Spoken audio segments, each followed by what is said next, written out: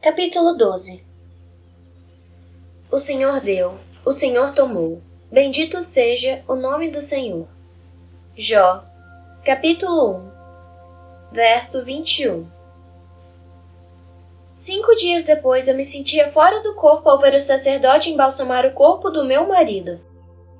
Quilião havia morrido 2 dias antes, exatamente quando Malom começou a manifestar a doença.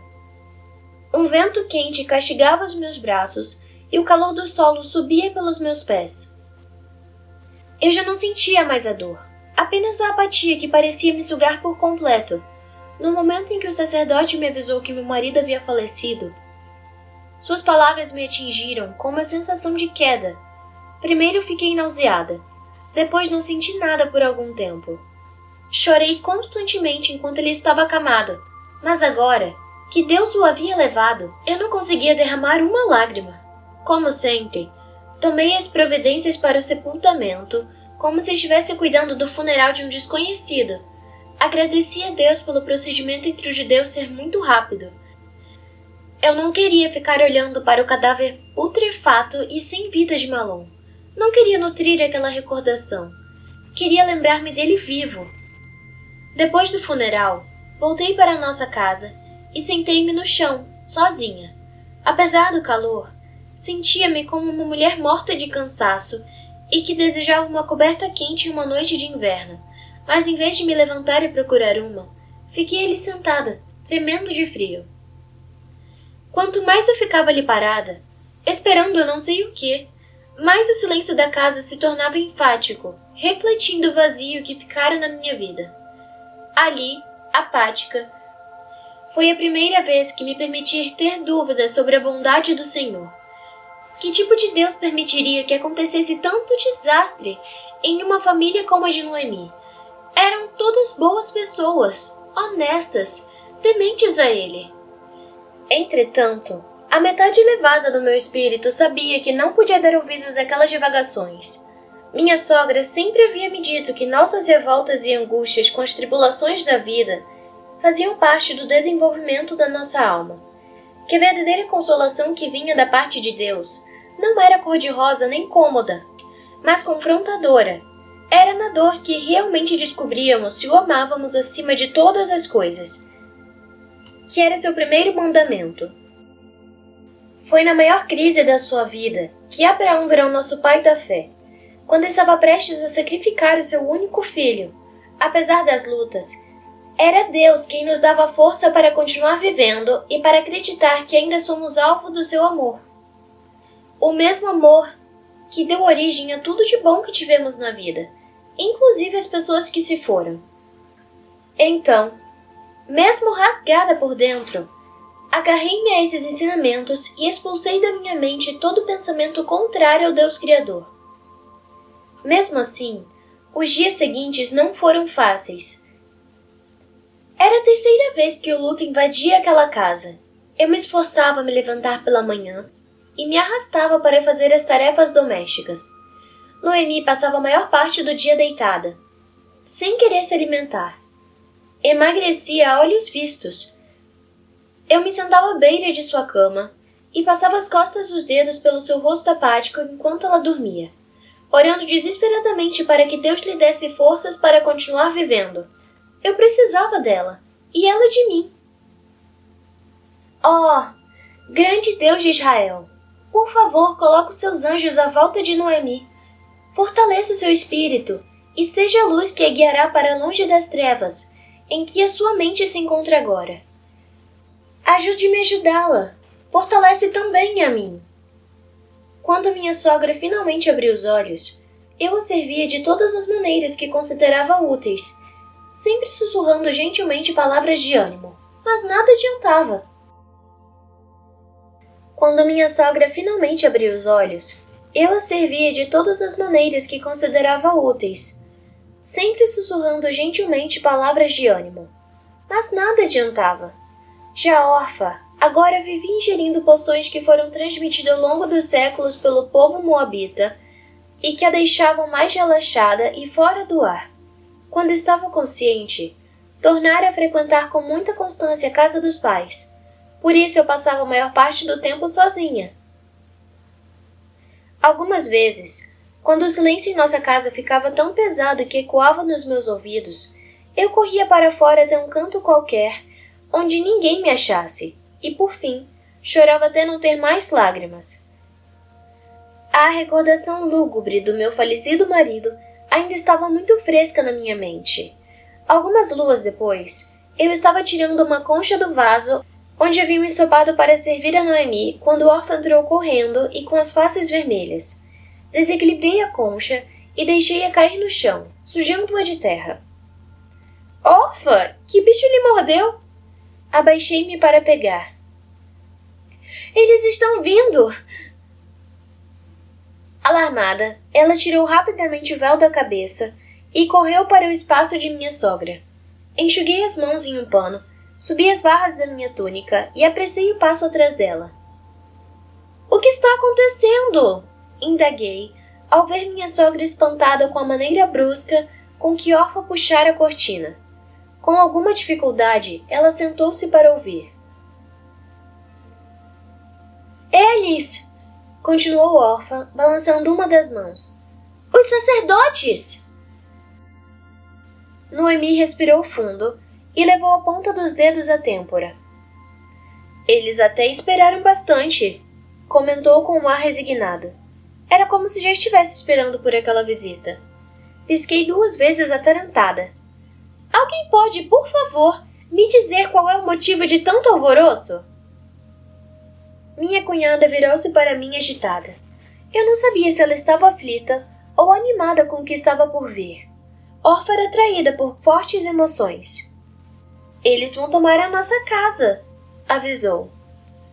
O quê? Desviei o olhar para Noemi. Por quê? As mulheres não têm direito à herança, minha filha. Tudo que temos será confiscado. Ao ouvir isso, minha respiração se deteve e meu estômago se contraiu. O que iria acontecer com a gente? Onde iríamos morar? É lastimável que as mulheres estejam sempre tão à mercê dos homens. Orfa colocou as mãos na cintura. Depois nós duas cobrimos a cabeça ao ouvir a voz de um homem chamando minha sogra lá fora. Ainda confusa, ajudei Noemi a se levantar e se recompor enquanto minha cunhada foi recebê-los. Minha sogra caminhou comigo debilmente até a área do forno, onde 2 anciões já nos aguardavam de pé. Um deles coçou a grande barba branca, meio sem jeito. As muitas rugas em torno dos olhos indicavam que ele já havia passado do auge. O outro era mais jovem e franzino, e parecia estar flutuando dentro das vestes sacerdotais. Shalom, Noemi.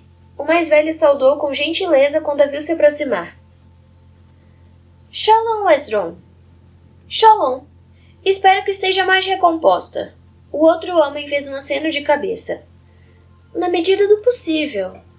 Ela se sentou em uma almofada e depois fez sinal para que eles se acomodassem também. Enquanto faziam, coloquei uma jarra de vinho e 2 copos de barro sobre a mesa entre eles. Suponho que venham com mais notícias. Um sacerdote olhou para o outro. Não pareciam confortáveis com aquela tarefa. Sentimos muito pela morte de Elimelec, Noemi, e agora pela perda dos seus filhos. Eram todos homens muito bons. Ao ouvir aquilo, os olhos de Noemi se enevoaram, mas seu rosto continuou impassível. Entretanto, já nos foi solicitada a posse de suas terras. Você sabe como isso funciona. E com essas palavras, meu pequeno vislumbre de esperança de que aquilo não fosse acontecer virou pó e morreu. A lei do levirato.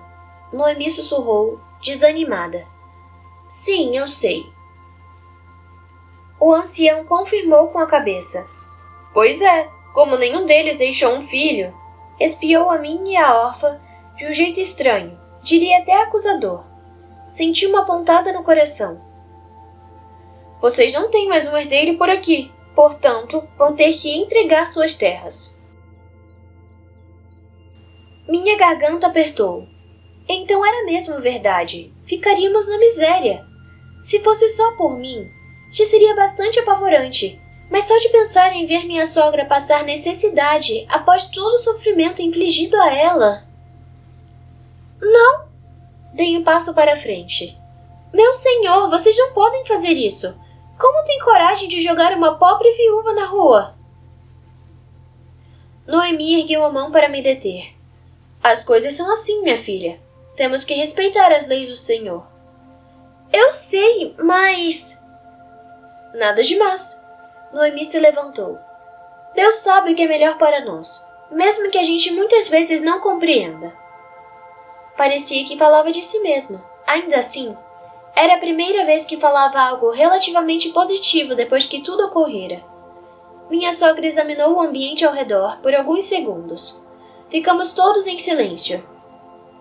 Eu não consigo mesmo mais viver aqui. São muitas recordações. Orfa já estava se balançando para frente e para trás, inquieta. Por fim, interferiu. Não pode desistir de tudo que possuímos assim tão rápido, extravasou. Deve haver outra maneira de mantermos as nossas posses, nossas terras. A senhora não se importa com nada disso? Não, Noemi foi categórica. Nada disso tem valor para mim. Aliás, tenho medo do que as pessoas hoje em dia acham importante. Os meus maiores tesouros já me foram tomados. Que me importa o resto? Já sabe para onde pretende ir? O sacerdote mais novo inquiriu. Sim, Noemi revelou, me causando espanto. Já devia ter refletido sobre isso nos últimos dias. Vou voltar para minha terra. Vou voltar para Belém de Judá. Ouvi dizer que não há mais fome na cidade, e não tenho mais nada que me prenda à cidade de Kir. Lá, pelo menos, ainda tenho familiares. Fiquei estática com suas palavras. Noemi tencionava nos levar para lá? Eu nunca havia estado fora daquelas muralhas, pelo menos não para uma terra tão distante. E se ela estivesse pensando em partir sozinha? Senti um calafrio me percorrer. Como vamos viajar para tão longe sem recursos, minha sogra? Ela me mirou com um olhar cansado. Você não precisa ir, minha filha. Você e Orfa têm uma vida inteira pela frente.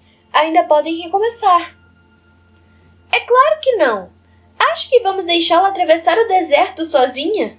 Eu e Orfa nunca faríamos isso. Devemos ir a Malom e a Quilion, não é, Orfa? Minha cunhada pareceu um pouco desapontada ao dizer. É. Noemi me segurou pelos ombros.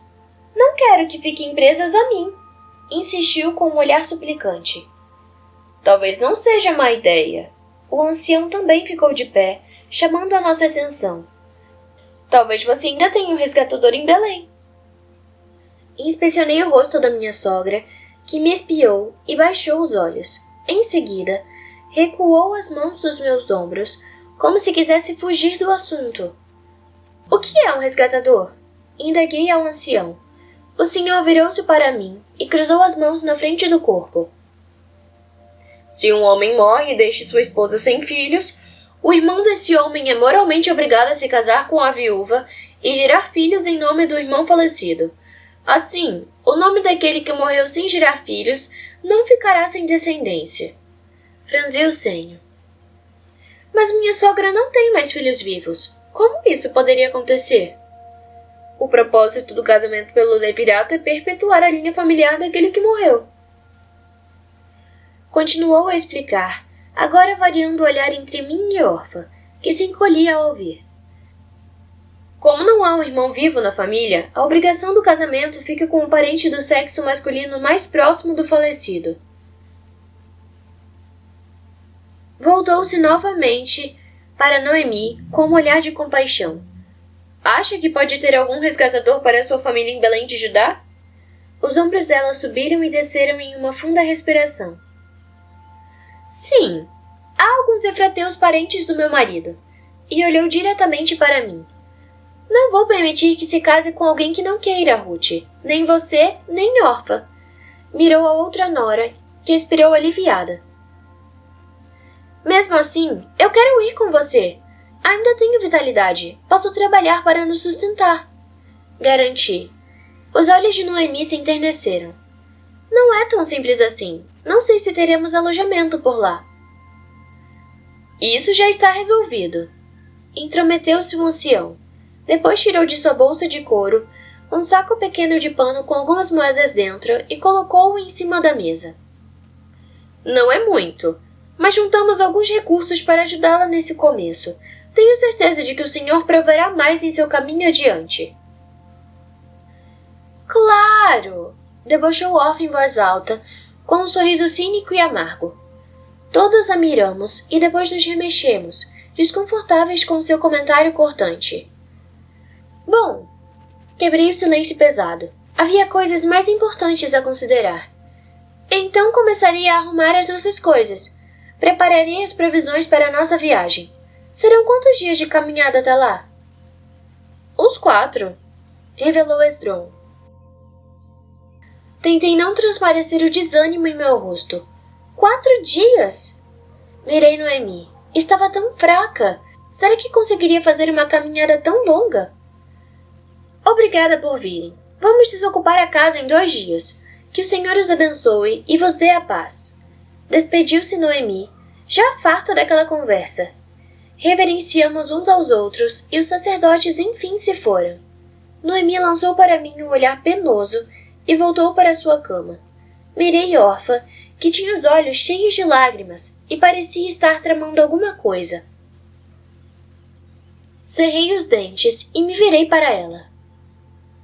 Pelo menos uma vez nessa vida, seja razoável e pare de pensar somente em você.